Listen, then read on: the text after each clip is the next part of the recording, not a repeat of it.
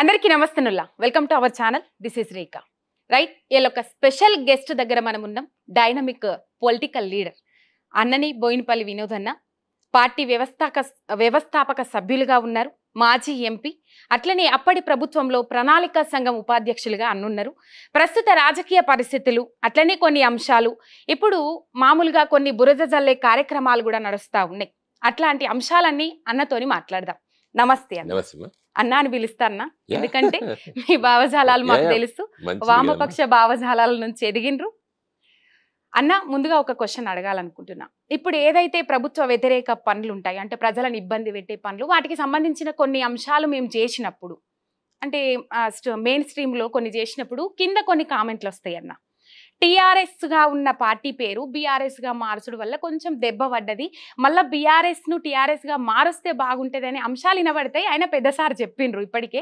మళ్ళీ బీఆర్ఎస్ ను టీఆర్ఎస్ గా మార్చే పని లేదు అట్లా ఏమైనా దెబ్బ పడ్డది అని అంటారా అన్న ఏం చెప్తారు దాని గురించి మీరు అంటే కొంత అభిప్రాయం అయితే ఉందమ్మా అది మనం ఉన్నది ఉన్నట్టు మాట్లాడుకోవాలి కాబట్టి ప్రజాక్షేత్రం లోపట ప్రజల లోపట ముఖ్యంగా టీఆర్ఎస్ పార్టీ ఎప్పుడైతే 2001లో ఆవిర్భించబడ్డదో నాడు ఉన్నటువంటి కార్యకర్తల్లో ఒక ఆలోచన అయితే ఉంది ఒక వాళ్ళకి బీఆర్ఎస్ కంటే టీఆర్ఎస్ఏ బాగుంది టీఆర్ఎస్ అంటేనే మనకు ప్రజల లోపట ఆ విధంగా ఉద్యమాన్ని లేపినము తెలంగాణకు ఉన్నటువంటి పేగుబంధం తెగిపోయిందా అనేటువంటి మాటలు కూడా మాట్లాడుతున్నారు కొంతమంది కాబట్టి మనం అలాంటి అభిప్రాయాలను తప్పుపట్టాల్సిన అవసరం లేదు కానీ కేసీఆర్ గారు ఈ బీఆర్ఎస్ పార్టీగా మార్చే సందర్భంలో చాలా లోతుగా ఆలోచించి వారు ఈ నిర్ణయానికి ఎందుకు వచ్చారంటే మన అభివృద్ధి కార్యక్రమాలు ఇవన్నీ కూడా దేశ రాజకీయాలతో ముడిపడి ఉంటాయి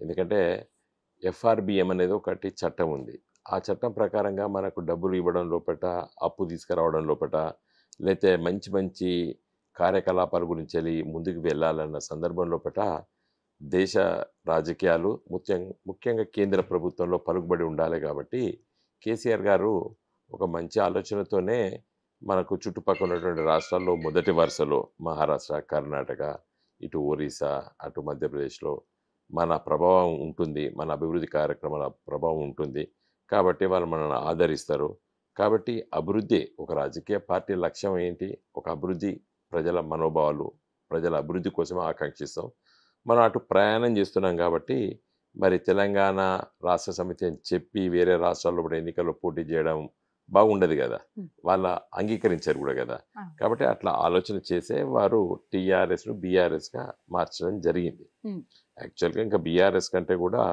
వారు అంటే వేరే అభిప్రాయం ఉండే వారికి పార్టీ పేరు పెడదామని కూడా కానీ దానికి కొంత ప్రొసీజరల్గా ప్రాబ్లమ్స్ ఉండే కాబట్టి ఇది కూడా టీఆర్ఎస్ బీఆర్ఎస్కు పెద్ద వ్యత్యాసం ఉండదు కాబట్టి దీన్ని ఎంచుకున్నారు కానీ ఇంతకుముందు మీరు అన్నట్టు మీరు తిరుగుతున్నప్పుడు ప్రజలు కార్యకర్తలు అభిప్రాయంతో ఉన్నారమ్మా కాబట్టి దాని గురించి ఆలోచించాలి అయితే కేసీఆర్ గారు ఓ టీవీ ఛానల్లో వారు ఏం చెప్పారంటే మరి ఇది ఒకసారి ఫ్రీజ్ అయిపోయింది కాబట్టి ఒక 5-6 సంవత్సరాల వారికి వీలు కాదేమో అనేటువంటి అభిప్రాయాన్ని వారు వ్యక్తపరిచారు చూద్దాం ఇప్పుడు ఈ ఎన్నికల కమిషన్ అప్పుడంతా కూడా ఎన్నికల గడబడిలో ఉండబట్టున్నారు ఒకసారి వెళ్ళి ఆలోచన చేసి ప్రయత్నం చేస్తాము కేసీఆర్ గారు ఏదైనా సూచన చేస్తే తప్పనిసరిగా వెళ్ళి ఆలోచన చేస్తాము అయితే ఒక అభిప్రాయం అయితే ఉందమ్మా దాన్ని నేను కూడా అంగీకరిస్తున్నాను ఎందుకంటే నేను కూడా మరి తిరుగుతున్న సందర్భంలో చాలామంది అభిప్రాయాన్ని వ్యక్తపరిచారు అన్న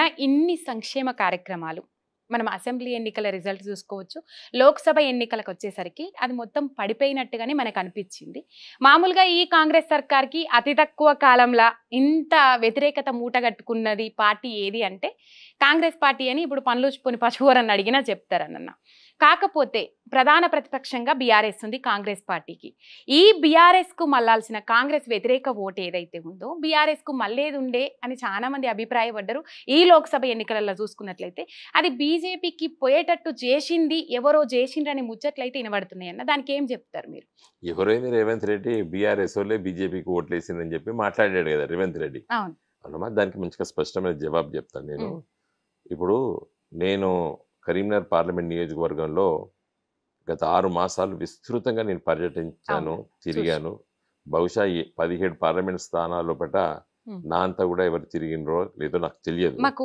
ఆశలు ఉండే అన్న వస్తది కరీంనగర్ వస్తది. అయితే ఆ విధంగా ఉండేనమ్మా. డిసెంబర్లో రాష్ట్ర ప్రభుత్వం పోయినప్పటికీ జనవరి, ఫిబ్రవరి, మార్చ్, ఏప్రిల్ మొదటి వారం వరకు ప్రజలు ఇంతకుముందు మీరు అన్నట్టు కాంగ్రెస్ పార్టీ పట్ల అతి తక్కువ సమయంలో వ్యతిరేకత ఆలోచనలు భావాలు వ్యక్తపరిచిండ్రు ప్రజలు.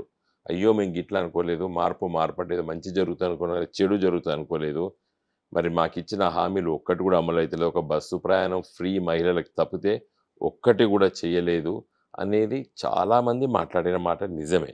అందుకే మాకు ఒకనొక సమయం లోపల తప్పనిసరిగా మనం గెలుస్తామనే అభిప్రాయం మాకి కలిగింది, మన పార్టీ శ్రేణులకు కలిగింది. మొదట అంత లేకుండే, డిసెంబర్ జనవరి అయ్యో ఓడిపోయినాం కదా ఎందుకు పోటీ చేయాలనే అభిప్రాయం కూడా కొంతమంది కార్యకర్తలకు వచ్చింది, కొంతమంది పోటీ చేసేటువంటి అభ్యర్థులు కూడా వచ్చింది, నేను చూశాను.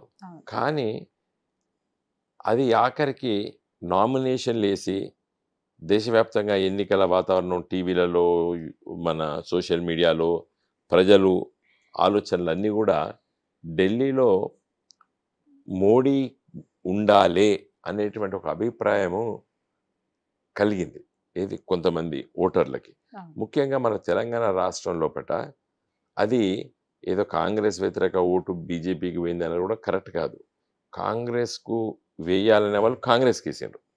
ఎవరంటే మెజార్టీ ముస్లిం సోదరులు, మెజార్టీ దళిత క్రైస్తవ సోదరులు, తర్వాత కొంతమంది దళిత సోదరులు, తర్వాత కొంత బీజేపీ వ్యతిరేక ఆలోచన భావజాలం ఉన్నటువంటి వామపక్ష అభ్యుదయవాదులు, వీళ్ళందరూ కూడా బీజేపీని ఓడగొట్టాలంటే కాంగ్రెస్కి వేయాలనేటువంటి ఆలోచన వాళ్ళకు వచ్చింది. ఇంకా మోడీకి ఓటు వేయాలనే వాళ్ళు మోడీకి వేశారు, మధ్యతరగతి కుటుంబాలు వేశారు. నేను చెప్తున్నాను కదమ్మా, నేను తిరిగి చూశాను, తర్వాత ఎన్నికల ఫలితం వచ్చిన తర్వాత కూడా నాకు అభిప్రాయం కలిగింది. కేసీఆర్ గారు కరీంనగర్ తప్పనిసరిగా ఇంతకుముందు మీరు అన్నట్టే అన్నారు కరీంనగర్ గెలుస్తుంది. నాకు నమ్మకం లేకుండే ఓటింగ్ అయిపోయిన తర్వాత. నేను చెప్పిన గెలవమని కూడా చెప్పాను, పత్రికా విలేకరులతో కూడా చెప్పాను, నేను చాలా స్పష్టంగా చెప్పాను. అయితే ఓ విధంగా క్రేవింగ్ అంటే ఓటర్ మహాశయుడు నేను మోడీకి వెయ్యకపోతే తప్పేందో అన్నంత ఆలోచనలు ఓటర్ మహాశయులకు రావడం జరిగింది. దీని ఎందుకు వచ్చింది ఇలాంటి ఆలోచన అంటే ప్రభావం. అంటే మోడీ గారు, బీజేపీ ప్రభుత్వము, బీజేపీ పార్టీ వాళ్ళకున్నటువంటి ధనబలము అంగబలముతోని విస్తృతంగా మీడియా ప్రపంచంతోని థాట్ పోలీసింగ్ చేశారు. థాట్ పోలీసింగ్ అంటే ఇంగ్లీష్లో మా క్రిమినల్ లాలో దీంట్లో మేము వస్తుంటుంది. అంటే ఒక ఆలోచన చొప్పించడం. గోబెల్స్ ప్రచారం అంటే అబద్ధాన్ని 100 సార్లు చెప్తే నిజమైతుందని గోబెల్స్ ఆ రోజు హిట్లర్ దగ్గర ఉన్నటువంటి మంత్రి చెప్పింది. ఇక్కడ దీని థాట్ పోలీసింగ్ అంటే మీ మనసులోకి ఎక్కించడం, ఈయన మంచోడు, ఈయన మంచోడు, ఈయన మంచోడు, ఈయన మంచోడు, ఈయన అయితేనే దేశం బాగుంటుంది అనేది అట్లా ఆ థాట్ పోలీసింగ్ ప్రాసెస్ జరిగిందమ్మా. కానీ ఎక్కడైతే వాళ్ళకు ఇదివరకు గెలిచినటువంటి ఉత్తర భారతదేశంలో అది తగ్గుముఖం పట్టింది. కారణం ఏంటంటే మేము చాలాసార్లు ఓట్లేసాము, ఏం చేస్తలేడు కదా అనేటువంటి. అసలు ప్రజా సంక్షేమం గురించి ఏం ఆలోచిస్తున్నాడు మోడీ, రైతుల గురించి ఏం ఆలోచిస్తున్నాడు, యువకుల గురించి ఏం ఆలోచిస్తున్నాడు, అభివృద్ధి గురించి ఏం ఆలోచిస్తున్నాడు అనేటువంటి ఆలోచనలు ఉత్తర భారతదేశంలో కలిగినందుకే ఆడ ఓటమి పాలయ్యారు. ఇవాళ ఉత్తరప్రదేశ్లో మనము మోడీ గారు 5 లక్షల మెజారిటీతో గెలిచినటువంటి మోడీ గారు కేవలం 1,50,000. నిన్న నా మిత్రుడు ఒకరు అక్కడ వారణాసికి దగ్గరనే బెనారస్ హిందూ యూనివర్సిటీలో పనిచేస్తారు. వారు ఏం చెప్పారంటే అసలు ప్రియాంక గాంధీ పోటీ చేస్తే మోడీ గారు ఓడిపోయేదని కూడా చెప్పారు. అంటే అంత వ్యతిరేకత వచ్చింది అక్కడ. అందుకోసం ఎక్కడ 5 లక్షలు, ఎక్కడ 1,50,000 మెజార్టీ. అదేవిధంగా మరి అయోధ్య అక్కడనే పార్లమెంట్ సీటు ఓటమి పాలైంది, బీజేపీ 36 సీట్లు ఓడిపోయారు ఉత్తరప్రదేశ్లో. కాబట్టి అల్టిమేట్లీ ఏం జరిగిందమ్మా, భారతీయ జనతా పార్టీ అధికారాన్ని చాలా కాలం చూసిన వాళ్ళకి వ్యతిరేకత అనేది స్టార్ట్ అయింది.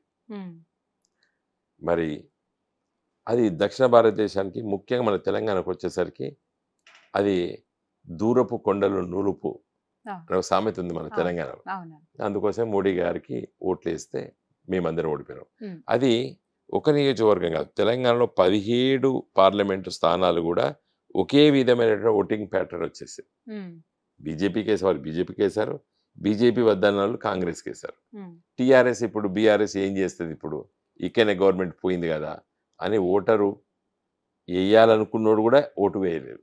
కాబట్టే బీఆర్ఎస్ పార్టీ 3వ స్థానానికి పడిపోయింది. కానీ బలంగా వినిపించిన సందర్భాలు కనబడ్డాయి అన్న. అంటే పార్లమెంటులో మన గొంతుక ఉండాలి, కంపల్సరీ తెలంగాణ హక్కుల కోసం పోరాడేటోళ్ళు ఉండాలి అన్నప్పటికి కూడా ఎందుకు అది పట్టుకోలేకపోయింది జనాలు? అంటే అదే చెప్పాను కదా, మోడీ ప్రధానమంత్రి కావాలన్నా వద్దా అనే దాని మీద ఓటింగ్ ఒకటే సబ్జెక్ట్ మీద అయిపోయింది అంతే.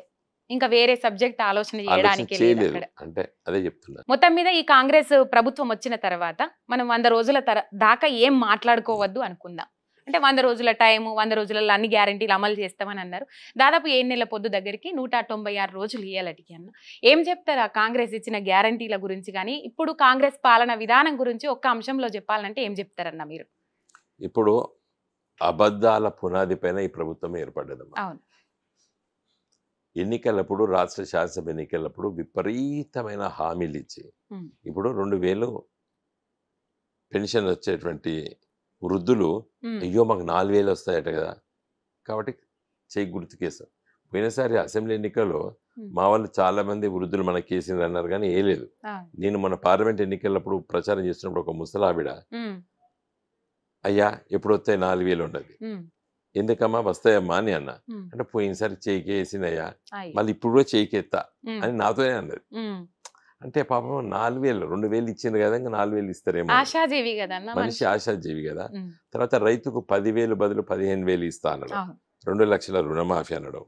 చాలా ఇప్పుడు 6 గ్యారెంటీలు ఉన్నాయి కదా, అవి అమలు కోసం చూస్తారు. ఇంకో నెల, 2 నెలలు, 3 నెలలు చూస్తుండొచ్చు, ఇంకొక 5-6 నెలలు చూస్తుండొచ్చు.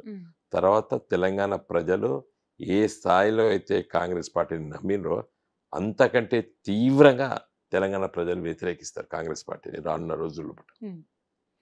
అన్న ఈ 6 గ్యారంటీల మీద వ్యతిరేకత వస్తుంది ప్రజలు. అట్లా రేవంత్ రెడ్డి కొన్ని కక్షపూరితమైన రాజకీయాలు ఇప్పుడు కనబడుతున్నాయి.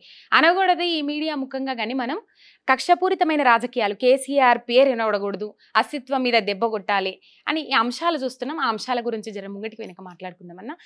బోను రెడీగా ఉంది అని కొన్ని అంశాలు మాట్లాడినరు. దాన్ని చూస్తే ఈ ఛత్తీస్గఢ్ విద్యుత్ ఒప్పందం గురించి కూడా మనం మాట్లాడుకోవచ్చు. జస్టిస్ నరసింహారెడ్డి విచారణ కమిషన్ ఆయన అసలు తీర్పు రాకముందే అట్లా పెట్టి చెప్పాల్సిన అవసరం ఏముండే? దానికి అంటే కేసీఆర్ మీద కక్షతోనే ఆ పావులు కలుపుకుంటా ముంగటికి పోతా ఉన్నారా ఈ విచారణ కమిషన్ పేరు చెప్పుకొని? దాని మీద మీరు ఏం చెప్తారన్న? ఇప్పుడు కరెంటు కొనుగోలు పైన, తర్వాత కరెంటు ఉత్పత్తి కేంద్రాలు, యాదాద్రి కానీ భద్రాద్రి ప్రాజెక్టు, BHEL దగ్గర మరి కొనడము, ఏది ఉత్పత్తి కేంద్రాలకు కావాల్సినటువంటి ఆ ఉత్పత్తి సామాగ్రిని వాళ్ళకు నామినేషన్ బేసిస్లో కొనడము తప్పు అని చెప్పి కోదండరామ్ గారు, అదేవిధంగా రఘు జేఏసీ ఎలక్ట్రిసిటీ వాళ్ళు గత 7-8 సంవత్సరాల నుంచి మాట్లాడుతున్నారు. వాళ్ళు కొత్తగా ఏం మాట్లాడేది కాదు, రేవంత్ రెడ్డి కొత్తగా మాట్లాడేది ఏం లేదు. దీంట్లో విమర్శలు జరుగుతున్నాయి. ప్రజాస్వామ్యం బట్టి విమర్శిస్తారు, తప్పేం లేదు. కానీ ఆ విమర్శలకు ఆ రోజే జవాబులు కూడా చెప్పేది రాష్ట్ర ప్రభుత్వం. తెలంగాణ రాష్ట్రం ఏర్పడ్డప్పుడు ఆంధ్రప్రదేశ్ రాష్ట్ర విభజన చట్టంలో చాలా స్పష్టంగా వచ్చే 10 సంవత్సరాల వరకు ఉత్పత్తి 2 రాష్ట్రాల్లో ఉత్పత్తి అయ్యే కరెంటు ఒక నిష్పత్తి పైన పంచుకోవాలని చెప్పి చాలా స్పష్టంగా చెప్పబడ్డది. 2014లో ఇక్కడ కేసీఆర్ గారు ముఖ్యమంత్రి అయిన తర్వాత, అక్కడ చంద్రబాబు నాయుడు ముఖ్యమంత్రి అయిన తర్వాత ఒక 5-6 మాసాల లోపలే చంద్రబాబు నాయుడు దాన్ని అమలు చేయలేదు. కరెంటు నేను ఇవ్వను, నాకే తక్కువ ఉన్నది, నేను ఇవ్వను అని చెప్పాడు.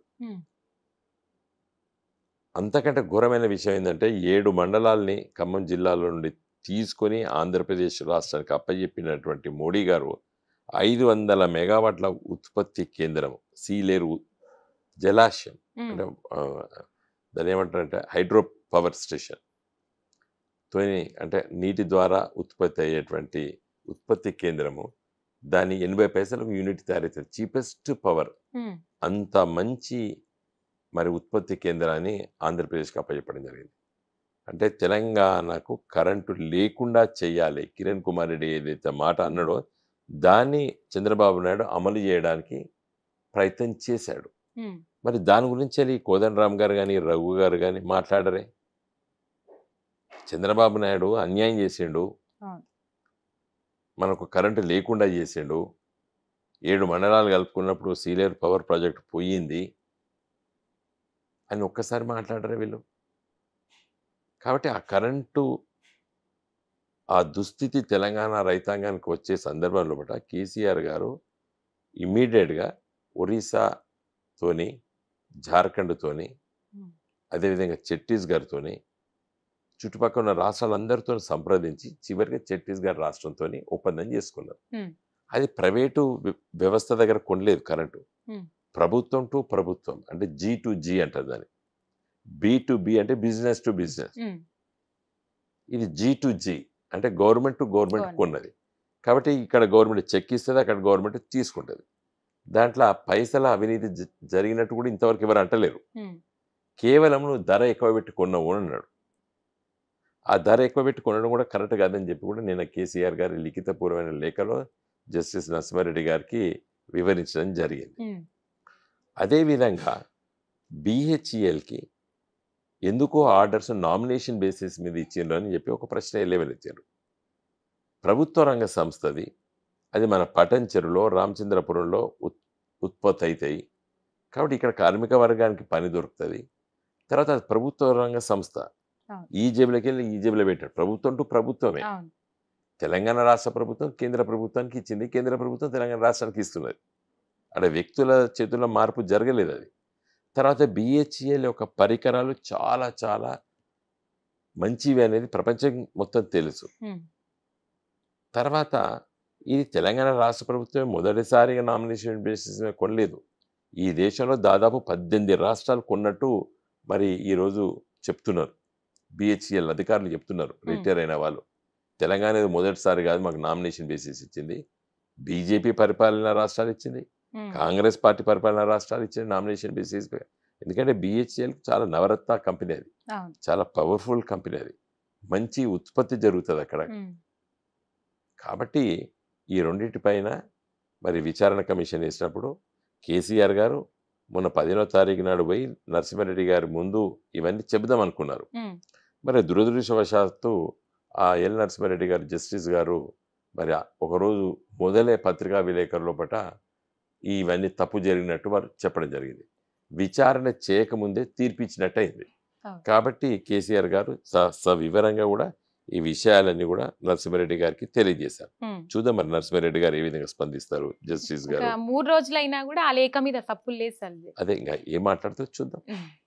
దాని అంశం గురించి ఏం మాట్లాడుతుంది. కాకపోతే ఈ అంశాలను దృష్టిలో పెట్టుకొని కావాలని కక్షపూరిత రాజకీయాలు చేస్తున్నారని ముచ్చట్లు వినబడుతున్నాయి అన్న బాగా.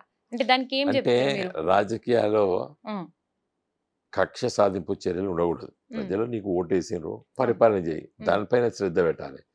అది చెయ్యలేడు కాబట్టి తప్పించుకోవడానికి గత ప్రభుత్వం ఈ తప్పులు చేసిందని చెప్పడానికే సమయం కేటాయిస్తున్నారు. అవును. ఇది కొత్త కాదమ్మా. నేను విద్యార్థి, స్కూల్ గోయింగ్ చైల్డ్. నేను చిన్నప్పుడు అప్పుడే 10th పాస్ అయ్యి ఇంటర్మీడియట్లోకి వచ్చినాను. ఇందిరాగాంధీ మీద గిట్లే కక్ష సాధింపు చర్యలు జనతా పార్టీ చేసుకున్నది. ఒక షా కమిషన్ అని వేశారు. ఉమ్, అప్పుడు టీవీలు లేవు, రేడియో పెడితే షా కమిషన్ని విచారణ, ఇందిరాగాంధీని పట్టుకొచ్చారు, ఇందిరాగాంధీకి ఇవన్నీ అన్నారు. అదే ప్రజలు మళ్ళీ జనతా పార్టీకి బండకేసి కొట్టి ఇందిరాగాంధీని గెలిపించారు. అవును. కక్ష సాధింపు చర్యలు చేపడితే ఆ ప్రభుత్వాలు నిలబడవు. ఉమ్, అది ఈ దేశం ప్రజలు చెప్పారు. ఇవాళ మోడీ గారి మీద ఎందుకండి, వారణాసిలో ఆడ ఊరిని చాలా బ్రహ్మాండంగా 1000 కోట్ల రూపాయలు పెట్టి ఆ ఊరిని బాగా తీర్చిదిద్దిన అని చెప్పి ప్రచారం చేసుకున్నారు మోడీ గారు. అవును. కాశీలో కాశీ గంగా నది పైన ఉన్నటువంటి ఘాట్స్ కూడా బ్రహ్మాండంగా తీర్చిదిద్దినని చెప్తున్నారు. అంత అభివృద్ధి చేసినప్పుడు కూడా ప్రజలు ఎందుకు బండకేసి కొట్టినారు మోడీ గారిని? 5 లక్షల మెజార్టీని 1,50,000 ఎందుకు పట్టుకొచ్చారు? కక్ష సాధింపు నువ్వు ఈడీతోని లేకపోతే సిబిఐతోని ప్రత్యర్థుల్ని హింసిస్తున్నామని ఒక మెసేజ్ పోయింది. ఈడీ అంటే ఒకప్పుడు భయం ఉండే అన్న, ఇప్పుడు ఈడీ అంటేనే ప్రతిపక్షంలో ఉన్నారేమో వాళ్ళ మీద దాడి చేపిస్తున్నారనే కాడికి వచ్చింది కదా. ప్రజల అబాస్ పాలైపోయారు. అయిపోయి ఇప్పుడు నిన్న గొర్రెల పంపిణీలో ఏదో తప్పులు జరిగితే ఈడీ వస్తుందని రఘునందన్ రావు ఎంపీ గారు చెప్పారు. ఏకంగా కేసీఆర్ మీద కేసే పెట్టిండ్రు అన్నారు కదా. మరి నిన్న నీట్ పేపరు అవును ఒక్కొక్క ప్రశ్నపత్రం 30 లక్షలకు అమ్మిండ్రు. ఉమ్, కోట్ల రూపాయలు చేతులు మారినాయి. మరి ఉమ్, ఇప్పటి వరకు ఈడీ దాన్ని చేపట్టలేదే. ఈడీ ఏం చేయాలి? దేశం మొత్తం ఇన్ని రాష్ట్రాల్లో కూడా పేపర్ లీక్ అయింది ఉమ్, అని చెప్పి పోలీసులు కేసు పెట్టిండ్రు. ఉమ్, మరి ఈడీ గా పని చేయాలి కదా. అవును. లక్షలాది మంది విద్యార్థులకు అన్యాయం జరిగింది దానిపైన విచారించాలి. ఎవరు డబ్బులు తీసుకున్నారు, ఎవడు ఎక్కడ అమ్ముకున్నాడు పేపర్లు, అది చేయక ఏ ఒక్కరు నోరు మెదుపుతలేరు ఎదుగుతలేరు. ఆ అంశం మీద. అప్పుడేదో కారణాల వల్ల ఇక్కడ తెలంగాణలో ఒక పేపర్ లీకేజ్ కి సంబంధించి నానా రాద్ధాంతం చేసిన వాళ్ళు అప్పుడు బండి ఎలా సంజయ్ గారు, ఉమ్, తర్వాత ఇదే రఘునందన్ రావు, ఇదే రేవంత్ రెడ్డి వీళ్ళందరూ మాట్లాడారు. ఉమ్, మరి అలా నీట్ పేపరు ఎంబీబీఎస్ కోసం అవును. లక్షలాది మంది విద్యార్థులు 24 గంటలు కష్టపడి చదువుతారు. ఉమ్. మరి ఆ పేపర్ లీకేజ్ అయితే ఎవరు మాట్లాడతలేరే. గుంత చించుకొని అరెస్టులు వీరెస్టులు. ప్రభుత్వం వాళ్ళది కదా అన్న. ఆ ప్రభుత్వం ఏ ప్రభుత్వం అయినా ఉమ్, నిజాయితీ అయిన రాజకీయ నాయకుడు స్పందించాలి ఈ అవును. తప్పు జరిగిందని. నేను అదే అంటున్నా, ఈడీ ఎందుకు మోడీ ఉమ్. గారు విచారణకు ఆదేశిస్తాడు? దాంతో వాళ్ళకి లాభం ఏం లేదు కదా అన్న. అది అంశం. అంటే వాళ్ళ మనుషులు అరెస్ట్ అవుతారు కాబట్టి. ఉమ్. మళ్ళీ వాళ్ళే అబాస్పాలు అవుతారు. ఎందుకంటే 2 రాష్ట్రాలు, గుజరాత్ రాష్ట్రము, బీహార్ రాష్ట్రం 2 కూడా బీజేపీ పాలిత రాష్ట్రాలు. ఉమ్, అక్కడనే పేపర్ లీక్ అయింది. ఉమ్, అది దేశవ్యాప్తంగా ఏమన్నామా ఉమ్, ఇవాళ ఇట్లా వాట్సాప్ కొట్టి కొడితే అయిపోయాయి. ప్రపంచంలో ఎక్కడికైనా పేపర్ పోతుంది. ఉమ్. పోతారు. ఇవాళ మొత్తం లీక్ అయిపోయింది. అవును. అందుకని దాని 25 లక్షల మంది విద్యార్థుల భవిష్యత్తు భవిష్యత్తు కనబడతలేరు వాళ్ళకి. ఆ అంశాల మీద మాట్లాడరు. ఈ అంశాలు ఇట్లుంటే అన్న, ఇప్పుడు నెక్స్ట్ బీఆర్ఎస్ ప్రణాళిక ఏందన్నా, ఎట్లా ముంగడికి పోదాం అంటే అనుకుంటున్నారు? అమ్మా, మేము టీఆర్ఎస్ పార్టీ ఉన్న రోజుల్లో 2001లో పార్టీ పెట్టి ముందుకెళ్తున్న సందర్భంలో ఉమ్, ఇది కొసెల్లదని చెప్పి మమ్మల్ని విమర్శించారు. అవును. ఎన్నో ఆటుపోట్లు. 2004లో మరి మేము గెలిచాము, 2008లో ఓడిపోయినాము, ఉమ్, 2009లో టీడీపీతో పోటీ చేసి అదే అంత పెద్ద గొప్ప రిజల్ట్స్ ఏం రాలేదు. ఉమ్, గెలుపు ఓటములు సహజంగా తీసుకునేటువంటి రాజకీయ పార్టీ టీఆర్ఎస్ పార్టీ. ఉమ్, మాకు ఆ మనోధైర్యం ఉన్నది. రానున్న రోజుల పట ఈ తెలంగాణ రాష్ట్రం కోసం, తెలంగాణ ప్రజల కోసం, తెలంగాణ సంక్షేమం కోసం మేము కొన్ని కార్యక్రమాలు తీసుకుంటాము. ఈ కాంగ్రెస్ ప్రభుత్వము, రేవంత్ రెడ్డి గారు చేసేటువంటి చర్యల్ని ప్రజలకు మంచి జరిగితే హర్షిస్తాము. ఉమ్, ప్రజా వ్యతిరేకంగా తెలంగాణ రాష్ట్ర ఉనికికి ప్రమాదమైనటువంటి ఏ కార్యక్రమాలు తీసుకున్నా కూడా మేము తప్పనిసరిగా కార్యాచరణ ఉంటుంది. పార్టీ పటిష్టంగా ఉంటుంది. మేము గ్రామ స్థాయి నుండి మరి పార్టీని కూడా బ్రహ్మాండంగా మేము నిర్మిస్తాము. కమిటీలు వేస్తాము, శిక్షణ శిబిరాలు పెడతాము, ప్రజా సమస్యల్ని అర్థం చేపిస్తాం ప్రజలకి. ఈ సందర్భంగా మిమ్మల్ని ఒక క్వశ్చన్ అడగాలన్న. అసలైన కార్యకర్తలను పట్టించుకోలేరు, అంటే అక్కడి దాకా సమస్యలు వెళ్ళనీయలేరు, కలవనీయలేరు అనే అంశాలు ఉన్నాయి. అట్లా కొద్దిమంది బయటకు రావట్లేదు. ఇంకా కొన్ని ఎక్కడో అక్కడ కొద్దిమంది గొంతిప్పుతుండ్రు, మాట్లాడుతుండ్రు, బీఆర్ఎస్ తరపున ప్రజల పక్షాన కొట్లాడదాం అని అనేటోళ్ళు ఉన్నారు. వాళ్ళ మీద ఈ కక్షపూరితమైన రాజకీయాలతోటి అటాకులు చేపించుడు, దాడులు చేపించుడు, ఏమనంటే కేసులు పెట్టుడు, సామాన్య కార్యకర్త మీద కూడా కేసులు పెట్టి అసలు కారణం లేకుండా అట్లా హింసలకు గురి చేస్తున్నా, అట్లాంటి వాళ్ళకు మీరు ఎట్లా ముంగట నిలబడతారు? వాళ్ళకి ఎట్లా ధైర్యం చెప్తారు మీరు? ఇప్పుడు మేము ఒక ప్రతిపక్ష పార్టీ ఉన్నప్పుడు తప్పనిసరిగా ఉమ్, మీరు ఇంతకుముందు చెప్పినప్పుడు అధికారంలో ఉన్నప్పుడు కొంతమందిని విస్మరించడమో, లేకపోతే కొంతమందిని కలవకపోవడమో, ఇవన్నీ కూడా ఇప్పుడు ఆలోచించాలి, చర్చిస్తాము. ఉమ్, ఏమైనా తప్పిదాలు జరిగితే వాటిని సరిదిద్దుకుంటాము. ఒక రాజకీయ పార్టీ అన్నప్పుడు మనిషి అనేవాడు సహజంగా కొన్ని తప్పిదాలు చేస్తే వాటిని పునరాలోచించుకొని ఇది కరెక్ట్ కాదు, ఇది తప్పు, ఈ విధమైనటువంటిది చేయకపోనుంటేమే, లేదా ఈ విధంగా చేస్తే ఇంకా బాగుండు, ఇవన్నీ కూడా మేము ఆలోచిస్తాము. ఇప్పుడే కదమ్మా, మొన్నే కదా, అవును. కాబట్టి ఒక 1 మంత్ కానివ్వండి. నేను మన కేసీఆర్ గారితో మాట్లాడినాను. సార్ మనం ఇట్లా ఇప్పుడు వచ్చేది డీలిమిటేషన్ వస్తుందమ్మా. ఉమ్, ఇప్పుడు మహిళా రిజర్వేషన్ బిల్లు పాస్ అయింది, లోక్సభలో పాస్ అయింది, రాజ్యసభలో పాస్ అయింది. ఆ. రాష్ట్రపతి ముర్ము గారు దాన్ని నోటిఫై చేశారు, గెజిట్ పబ్లికేషన్ అయింది. ఉమ్, తప్పనిసరిగా వచ్చే శాసనసభ ఎన్నికలు, పార్లమెంట్ ఎన్నికలు దాంతో జరగాలి. ఫస్ట్ సెన్సస్ జరగాలి. ఉమ్, కాబట్టి ఇవన్నీ కూడా ఇప్పుడే 1 మంత్ అయింది కానివ్వండి, ఉమ్, 1 మంత్ 2 మంత్స్ అయిన తర్వాత ఇవన్నీ లేవనెత్తుతాం మేము. ఓకే. సెన్సస్ ఎప్పుడు చేస్తావు? 2021లో ప్రతి 10 సంవత్సరాలు జరుగుతాయి. 2011లో జరిగినాయి, 2021లో జరగాలి. అప్పుడు కోవిడ్ వచ్చింది, వాయిదా వేసిండ్రు. మరి ఎప్పుడు జరుపుతావు ఆ సెన్సస్? ఎందుకంటే సెన్సస్ ప్రకారంగానే డీలిమిటేషన్ కావాలి. దాని వాయిదా వేసి పేరుకే ఉమెన్స్ రిజర్వేషన్ బిల్లు పార్లమెంట్లో పాస్ అయ్యి అమలు కాకుండా ఉంటే ఏం లాభం?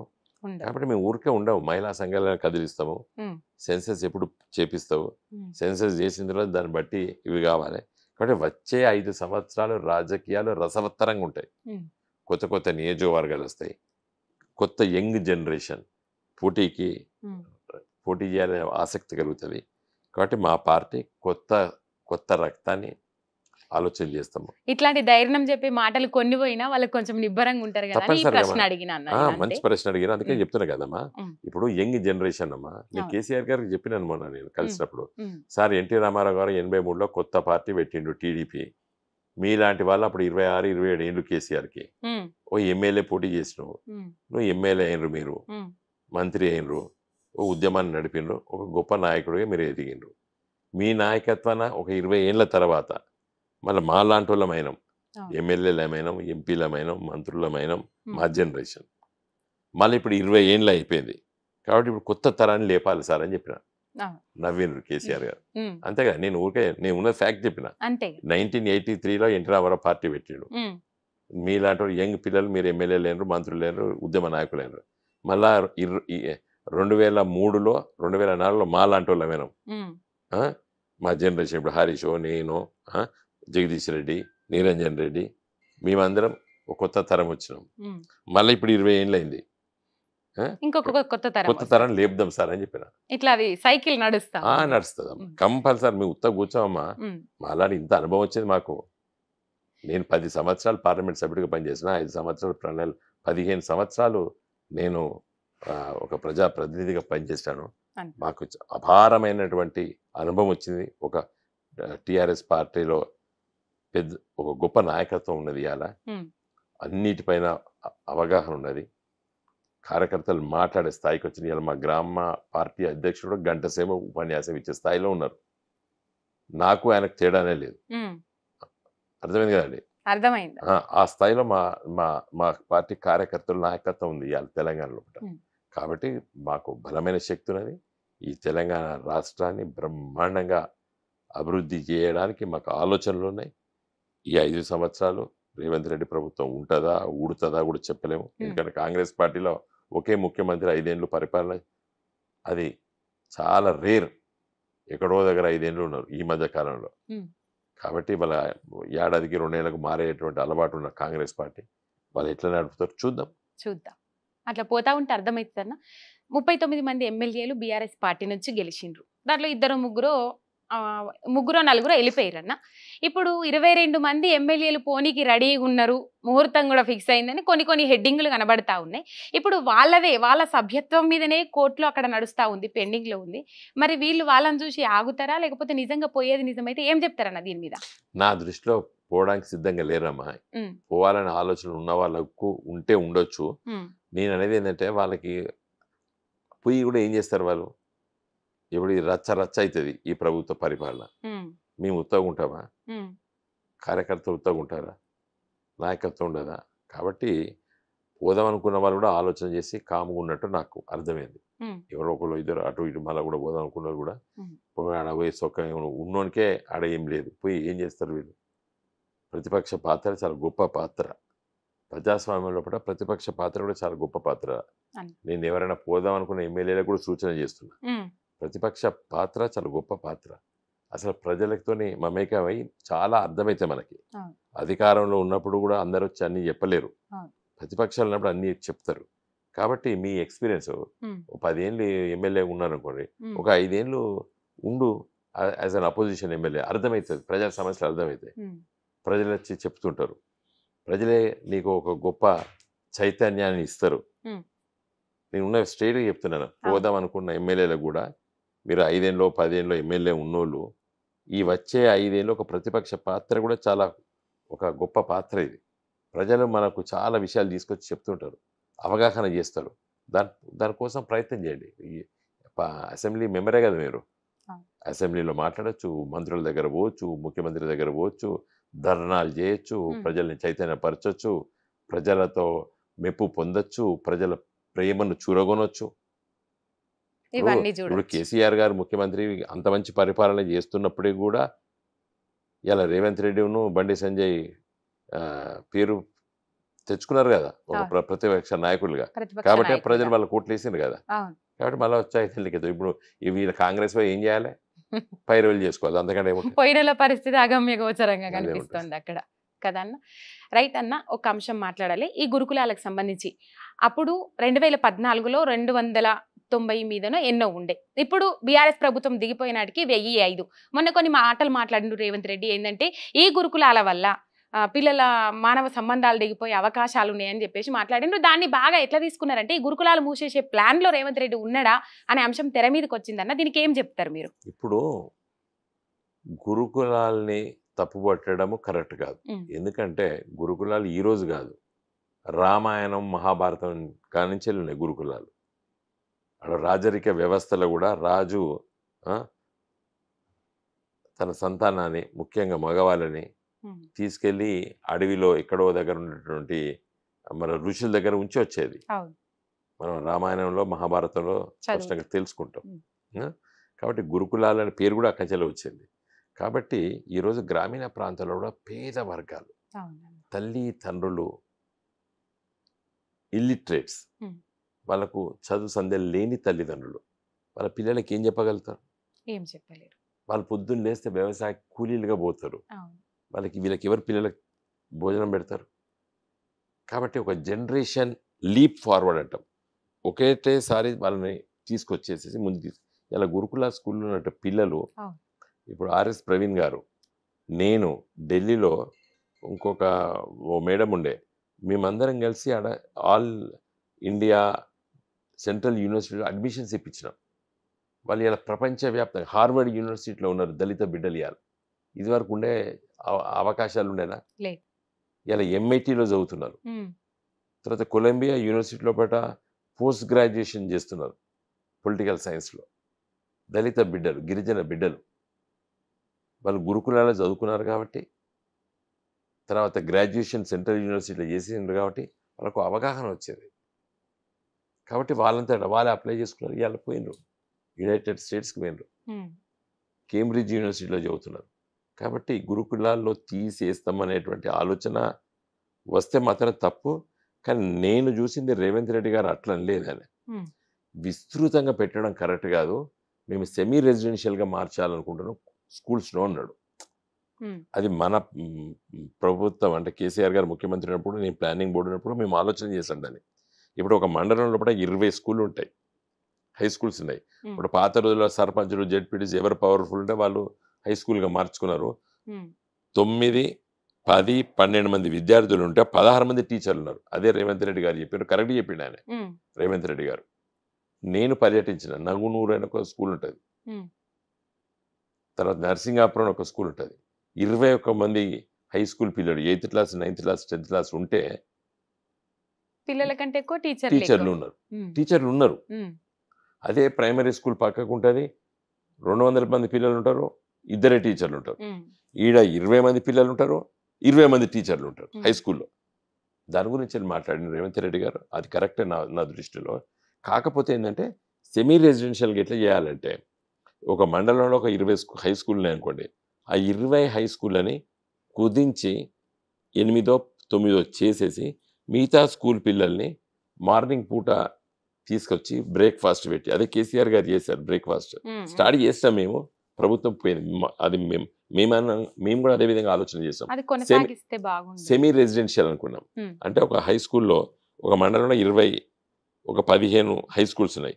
15ని ఒక 7, 8 వచ్చేసి ఆ పిల్లలందరినీ దీన్ని తీసుకొచ్చి ఆ ఊర్లలోకి బస్సులు వెళ్ళి పిల్లలని తీసుకొచ్చి 9, 8 గంటలకు వాళ్ళకి బ్రేక్ఫాస్ట్ పెట్టి, మధ్యాహ్నం లంచ్ పెట్టి, ఈవినింగ్ 4 గంటలకు ఇంటికి పంపిస్తే అంటే మనకు 3 పూటలు తిండి పెట్టినట్టు. పోయినసారి లాస్ట్లో స్నాక్ ఇచ్చి మళ్ళీ ఇంట్లో పోయి పడుకుంటాడు, తల్లిదండ్రుల దగ్గర ఉంటాడు. తెల్లారులేసి స్నానం చేసేసి బూట్లు, స్కూల్ డ్రెస్ వేసుకొని, టై కట్టుకొని 8 గంటలకి ఊర్లో బస్ స్టాప్ కానీ నిలబడితే బస్సు వచ్చి తీసుకొని వచ్చి ఈ సెమీ రెసిడెన్షియల్ స్కూల్ తీసుకొచ్చి ఆడ బ్రేక్ఫాస్ట్ పెట్టి క్లాసెస్ నడుపుదామని మేము ఆలోచన చేస్తాం. బహుశా గదే చెప్పొచ్చు రేవంత్ రెడ్డి గారు. అది మొత్తం ఇట్లా డైవర్ట్ అయింది ఎందుకో మరి. అందుకే నేను స్పష్టంగా ఉండాలి కాబట్టి మీ టీవీ ఛానల్ ద్వారా చెప్పాను. ఓకే, థ్యాంక్ యూ అన్న. ఇప్పటికన్నా ఆయన మాటలను కొంచెం మంచిగా అర్థమయ్యేటట్టు చెప్పాలి. ఇప్పుడు అమ్మా, ఇప్పుడు మనం అధికారంలో ప్రతి ఒక్కటి తప్పు చేస్తానికి కూడా విమర్శించద్దు. తప్పు చేసేదానికి చాలా గట్టిగా విమర్శించాలి. మొన్న కాకతీయ ఆ, కళాతోరణం తీసేస్తాడు సింబల్. అవును అవును నేను పోయి ధర్నా చేశాను. నేను ఊరుకో వదిలిపెట్టా కదా మేము. అవును తప్పు చేసిందంటే ఎండగడదాం. మంచి అయితే మంచి, చెడైతే చెడు. అన్న ఇప్పుడు ఈ అంశం ఒకటి మనం తెర మీదకి వచ్చింది ఈ మధ్య కాలంలో, కాకతీయ కళాతోరణము, ఈ టీఎస్ని టీజీగా మార్చుడు, ఇంకా కొన్ని అంశాలు తీసుకుంటే చాలా మొన్న పుస్తకాలల్లో పేరు వచ్చిందని పేజీ చింపి మరి అతికేసి పంచండి అని చెప్పేసి చెప్పిండ్రు. దీనికి ఏం చెప్తారు మీరు? ఎందుకు అస్తిత్వం మీద దెబ్బ కొట్టాలని అస్తిత్వం అనుకుంటున్నారు కాదమ్మా. వీళ్ళు? అసలు ఆ బుక్ ఆ డిపార్ట్మెంటే తప్పు. ఉమ్, ఇప్పుడు ముఖ్యమంత్రి ఇప్పుడు కేసీఆర్ కాదు కదా. అవును కాబట్టి అది ఉన్నదని అసలు అధికారులే తప్పది. అవును అధికారులు మరి ఈ నెక్స్ట్ ఇయర్ బుక్ ప్రింట్ అయినప్పుడు అప్డేట్ చేసుకోవాలి కదా వాళ్ళు. అప్డేట్ చేసుకోవాలి కదా. చేసుకో అది వాళ్ళ తప్పది. ఉమ్, కాబట్టి టీజీ నుండి టీఎస్ నుండి టీజీ చేయడము సరే. ఆ రోజుల్లో వీళ్ళకంటే మొదలు టీజీ అని మేమే ఆ రోజు ఉద్యమకాలంలో రాసాము. ఉమ్, అయితే టీజీని ఎందుకు వద్దు అని అనుకున్నామంటే తమిళనాడు ఉమ్, టీఎన్, ఉమ్, త్రిపుర, ఉమ్, టీపీ, టీఆర్ ఇట్లుంటాయి. అయితే మన తెలంగాణ కూడా టీజీ పెడితే ఇది ఏ రాష్ట్రంలో అర్థం కాదు దేశవ్యాప్తం. ఎందుకంటే మన లారీలు బస్సులు పోతా ఉంటాయి కదా అవును వివిధ రాష్ట్రాలకి. ఉమ్, టీఎస్ అంటే తెలంగాణ స్టేట్ ఉమ్, అనేది ఉంటుందని చెప్పి కేసీఆర్ గారు ఆ నిర్ణయం తీసుకున్నారు. సరే టీఎస్ ఉన్నా టీజీ ఉన్నా దాని పెద్ద సీరియస్గా నేను అనుకోను. కానీ కళాతోరణం లోపట ఇది రాజరిక వ్యవస్థది. అవును కాకతీయ కళాతోరణము చార్మినార్ అనడం చాలా తప్పది. ఎందుకంటే మన జాతీయ జెండాలో కూడా అశోక చక్రం ఉన్నది. తర్వాత మన 4 సింహాలు, అవును 3 అవుపడితే ఇంకోటి వెనుకకుంటుంది. అది సారనాథ్, ఉమ్, అది అశోక చక్రవర్తిది. ఉమ్, మరి వాళ్ళు కూడా రాజరిక వ్యవస్థనే కదా. అవును ఇంకా వాళ్ళు ఎంపైర్, వాళ్ళు సామ్రాట్. కాబట్టి అది చాలా తప్పు. మరి మన 3 రంగుల జెండా, మన జాతీయ జెండాని ఎర్రకోట పైన నుండి ఆవిష్కరిస్తాం ఆగస్టు 15th నాడు. ఉమ్, మరి ఎర్రకోట ఎవరు? మొఘల్ చక్రవర్తులు కట్టింది. కాబట్టి ఇది చరిత్ర గురించి వెళ్ళి అవగాహన లేని వాళ్ళు ఉమ్, పూర్వ వైభవాన్ని చెప్పుకోవడం తప్పు అనేటువంటి దుర్మార్గమైన ఆలోచనలు కొంతమందికి ఉంటాయి. వాళ్ళు చెప్తే ఈ రేవంత్ రెడ్డి మాట్లాడుతున్నాడు. కాకతీయ కళాతోరణం లోపల ఆ వైభవం ఉంది. గేట్వే రండి, ఆ, ఈడ మీ అభివృద్ధి జరిగింది. ఆ కళాతోరణంలో ఉన్నాయి కూడా నెమళ్ళు, ఉమ్, హంస, ఆ, తర్వాత ఇక్కడ ఆనాడు ఉన్నటువంటి కాంటెంపరీ సొసైటీలో ఉన్నటువంటి అవన్నీ కూడా చెక్కబడ్డాయి కళాతోరణం లోపల. కాబట్టి రేవంత్ రెడ్డి గారు ఒక సర్వే చూడండి. మీరు ఆ. ఇంతవరకు చూడలేకపోవచ్చు. వరంగల్ ఫోటో ఉమ్, వెళ్ళి చూడని కూడా చెప్తున్నాను నేను. అది ఇంత వైభవం ఉంటుంది. అక్కడ పోతే ఆ స్పిరిట్ ఉంటుంది. ఒక 800 సంవత్సరాల క్రితం తెలంగాణ గడ్డపైన కాకతీయులు పరిపాలించారు. ఉమ్, వాళ్ళు ఏమో అగ్రవర్ణ రెడ్లు కాదు, వెల్మలు కాదు, బ్రాహ్మణులు కాదు, కమ్మ కమ్యూనిటీ కాదు, వైశ్యులు కాదు. వాళ్ళు వెనుకబడ్డ తరగతి నుంచి వచ్చి రాజ్యాధికారానికి పరిపాలన చేసిన వాళ్ళు. మొత్తం దక్షిణ భారతదేశాన్ని పరిపాలించారు దాదాపు. తర్వాత చెరువులు, కుంటలను నిర్మించారు. అవును అందుకే మిషన్ కాకతీయ వాళ్ళ మిషన్ పేరు. వాళ్ళ పేరు పెట్టాం. కాబట్టి అవగాహన లేక కేసీఆర్ పెట్టిన కూడా నేను తీసేస్తా అనేటువంటి ఆలోచన మంచిది కాదు రేవంత్ రెడ్డి గారికి. చివరగా ఒక ప్రశ్న అన్న, ఆ ప్రభుత్వం మీద చివరగా మీరు టైం చూస్తున్నారు, నాకు అర్థమవుతుంది మీ దగ్గర టైం లేదని. అప్పటి నుంచి నేను అదే అబ్జర్వ్ చేస్తున్నా. ఆ ప్రభుత్వాన్ని అప్పుల కుప్ప మీ ప్రభుత్వాన్ని అప్పుల కుప్ప అని మొత్తం ఎట్లా విష ప్రచారం చేసిందంటే అట్లా చేసిండ్రు. ఇప్పుడు ఎట్లా ఎవరన్నా ముసలోళ్ళ దగ్గరికి పోయి నీ నెత్తి మీద 4 లక్షలు అప్పు ఉన్నదవ్వా అని చెప్తే అమ్మ నేనే కట్టాలనా అప్పు 4 లక్షలు అనే కాడికి ఆ ప్రచారాన్ని తీసుకొని పోయిండ్రన్న. ఇప్పుడు ఇయ్యలటికి 196 రోజులు కాంగ్రెస్ సర్కార్ వచ్చి ఇయ్యల అప్పుల లెక్క చూస్తే 30,118 కోట్లు. మరి ఆ ప్రభుత్వాన్ని అప్పుల కుప్ప అని నిందించి ఈ ప్రభుత్వము ఇంతవరకు అప్పులు చేసుడు ఎంతవరకు కరెక్ట్ అంటారన్న? అమ్మా అసలు యాక్చువల్గా ఆనాడు కానీ ఈనాడు కానీ తీసుకొచ్చే అప్పుల్ని తప్పు పట్టాల్సిన అవసరం లేదు. ఎందుకంటే ప్రభుత్వాలు అదే నిరంతర ప్రక్రియ. ఇదివరకు కేసీఆర్ గారు కూడా ఒక టీవీ ఛానల్లో చెప్పడం జరిగింది. ప్రపంచంలో అప్పులు చేయండి ధనికమైన దేశం అమెరికా, ఎక్కువ అప్పులున్నది కూడా అమెరికాకి. చైనాకి ఈరోజు విపరీతమైన అప్పులు ఉన్నాయి, కానీ బ్రహ్మాండంగా అభివృద్ధి చెందిన దేశం అది. కాబట్టి అప్పులు తీసుకొచ్చి దేనిపైన ఖర్చు పెడుతున్నాం అనేది చాలా ముఖ్యం. ఇంపార్టెంట్. కేసీఆర్ గారు తీసుకొచ్చిన అప్పులు ఇవాళ కరెంటు ఉత్పత్తి కేంద్రాలపైన తీసుకొచ్చారు. తర్వాత వ్యవసాయానికి ఉపయోగపడేటువంటి ప్రాజెక్టులపైన తీసుకొచ్చారు. తర్వాత మిషన్ భగీరథకి మంచినీటి సౌకర్యానికి తీసుకొచ్చారు. ఈ తీసుకొచ్చి ఇవన్నీ నిర్మించినటువంటి అప్పులతో నిర్మించినటువంటి వీటిని ఇవాళ నువ్వు కట్టాలంటే 10 రెట్లు పెరిగింది దాని ధర. ఎంత లాభం చేసినావు? అవును. ఇవాళ మీరే ఒక ప్రభుత్వ ఉద్యోగి అనుకోండి. ఉమ్, ఒక టీచర్‌గో, లెక్చరర్‌గో, ఒక ప్రొఫెసర్‌గో రిక్రూట్ అయ్యారు. మీరు ఒక అపార్ట్‌మెంటో, ఒక ఇల్లు ఈఎంఐస్ మంత్లీ ఇన్‌స్టాల్‌మెంట్స్ మీద మీరు కొనుక్కుంటారు. ఇవాళ దానికి ఒక 10 లక్షలు పెట్టి ఒక ఇంటికి మీరు 3, 4 లక్షలు మీ సొంత జేబులోకెళ్ళి పెట్టి ఒక 7 లక్షలు అప్పు తీసుకొని మీరు కట్టుకుంటారు. ఉమ్, ఒక 10 ఏళ్ల తర్వాత దాని విలువ 50 లక్షలు, ₹1,00,00,000 అవును. మీకు లాభం జరిగిందా? నష్టం జరిగిందా? లాభమే. ఇవాళ కేసీఆర్ గారు తీసుకొచ్చినప్పుడు అప్పు తీసుకొచ్చి కాళేశ్వరం ప్రాజెక్ట్ కానీ లేకపోతే పాలమూరు ఎత్తిపోతల ప్రాజెక్ట్ కట్టినప్పుడు ఇనుము ధర ఎంత ఉండే, ఉమ్, సిమెంట్ ధర ఎంత ఉండే, భూమి సేకరణ చేస్తే 3 లక్షలకు 5 లక్షలకు ఎకరం దొరికింది. ఆ. ఇలా దొరుకుతా ఇలా 25 లక్షల కంటే ఎవరు ఇయ్యరు భూమి. తక్కువ ఇస్తలేరు, సిమెంట్ ధర దొరుకుతలేదు. డబుల్ త్రిబుల్ అయింది. ఉమ్, ఇనుము ధర పెరిగింది. అవును. తర్వాత లేబర్ ఛార్జెస్ పెరిగినాయి. మనం ఆ రోజు అప్పు తీసుకొచ్చినాం కాబట్టి కట్టినాం కాబట్టి ఇలా ఒక ఆస్తి చిరాస్తులు ఉన్నాయి. అవును. అప్పు తీసుకొచ్చి ఫుజుల్ ఖర్చు పెట్టలేదు, అప్పు తీసుకొచ్చి పెన్షన్లు ఇవ్వలేదు, ఉమ్, అప్పు తీసుకొచ్చి జీతాలు ఇవ్వలేదు, అప్పులు తీసుకొచ్చి ఆ, వృధా ఖర్చులు పెట్టలేదు. అవును. అప్పు తీసుకొచ్చి ఒక ఇన్ఫ్రాస్ట్రక్చర్ మీద పెట్టాం, స్థిరాస్తుల మీద. స్థిర ఆస్తుల మీద పెట్టాం కాబట్టి దాని విలువ 10 రెట్లు పెరిగింది. ఉమ్, ఇలా నాజం సార్ కట్టినప్పుడు 300, 400 కోట్లకు కట్టాను. ఉమ్, ఆ రోజు కూడా అప్పు తీసుకొచ్చాను 100, 200 కోట్లు. అవును. ఇలా నువ్వు 1,00,000 కోట్లు పెట్టా కాదు అది కాదు. 50 ఏళ్ళ. మరి ఆ రోజు మన వాళ్ళు 100 కోట్లు అప్పు చేసిరని చెప్పి మనం బాధపడతామా? ఉమ్, కాదు కదా. ఇదే అర్థం కాని ఉమ్, అర్థశాస్త్రము, ఉమ్, మార్కెట్ ఫోర్సెస్ గురించి అర్థం కాని వాళ్ళు విమర్శలు ఇవన్నీ. ఎంత చెప్పినా వాళ్ళకు అర్థం కాదు. అది ఆలోచన విధానంలో ఉంటుంది ఇప్పుడు అంతే. ఈయన తీసుకొచ్చి చేంజ్ చేసిండు, మీరన్న 30,000 కోట్లు అప్పు తీసుకొచ్చి చేంజ్ చేసిండు. అది ఇంతవరకు చెప్పలేదు. చెప్పలే. మనం చెప్పగలుగుతాం. మనం అయ్యో, బట్టి విక్రమార్క గారు అంటారు కదా, అప్పులు తెచ్చే సంక్షేమ పథకాలు అమలు చేస్తామని అంటారు. అవి నగది ప్రాతిపాదికన కూడుకొని ఉన్నాయి. అప్పులు తీసుకొచ్చి సంక్షేమ పథకాలు చేయొద్దు, ఉమ్, తప్పది. ఉమ్, అప్పులు తీసుకురా, నువ్వు ఒక ఇన్ఫ్రాస్ట్రక్చర్ మీద పెట్టాలి. ఒక రోడ్లు వేయి, ఒక భవనాలు నిర్మించు, లేదా ఒక ప్రాజెక్టులు కట్టు, కరెంట్ ఉత్పత్తి ప్రాజెక్టులు కట్టు, లేకపోతే పిల్లల చదువు కోసము ఒక ఇన్ఫ్రాస్ట్రక్చర్ డెవలప్ చేయి. తప్పు పట్టరు. ఇప్పుడు నాకు 2,500 ఇస్తావి, మళ్ళీ నేను రిటర్న్ ఇస్తానా అన్న ప్రభుత్వానికి? మిత్తికి మిత్తి తప్పది. ఉమ్, అది ఆలోచనే తప్పు. చూద్దాము. ఇప్పుడు అబద్ధాల పునాది పైన ఈ ప్రభుత్వం ఏర్పడ్డది. అవునన్న. వాళ్ళు ప్రభుత్వానికి వస్తామని చెప్పి హామీలు ఇవ్వలేదు, విచ్చలవిడిగా హామీలు ఇచ్చారు. ఆ హామీలు నిలబెట్టుకోవడం లోపల ఘోరంగా విఫలమవుతారు. ఉమ్, ఇవన్నీ కూడా ప్రజల దగ్గరికి మేము తీసుకెళ్తాము, ప్రజల్ని చైతన్యపరుస్తాము. ఈ ప్రభుత్వము ప్రజల సంక్షేమ ప్రభుత్వం కాదని రుజువు చేస్తాము. ఉమ్, తప్పనిసరిగా ఈ 4-5 సంవత్సరాల పాటు ప్రజల మన్ననలు పొందుదాము. మేము తప్పనిసరిగా మళ్ళీ అధికారంలోకి వస్తాము. ప్రజల బాగోగులు చూసేటువంటి అవగాహన మాకే ఎందుకున్నదంటే మేము ఉద్యమాన్ని నడిపినాం. ఉమ్, తెలంగాణ రాష్ట్రం పట్ల సంపూర్ణమైన అవగాహన మాకున్నది. ఏ ప్రాంతంలో ఎక్కడ ఏది ఉన్నది, ఏది చెయ్యాలని చెప్పి ఒక ఆలోచనలు మాకున్నాయి. కొత్త జిల్లాలు ఏర్పాటు చేశాం, ఉమ్, ప్రజల దగ్గరికి సంక్షేమాన్ని తీసుకెళ్ళాము.